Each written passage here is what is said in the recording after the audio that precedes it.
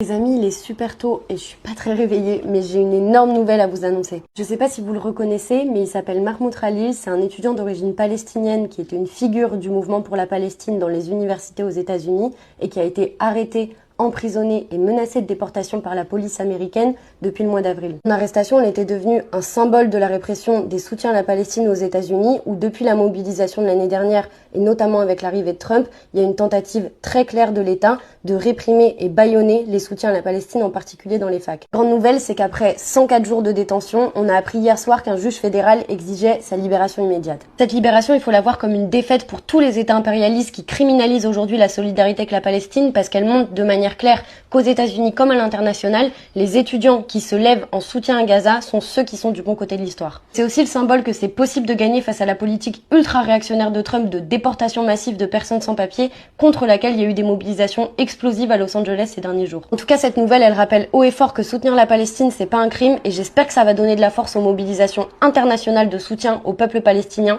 parce que dans la situation actuelle, on a plus que jamais besoin de libérer la Palestine.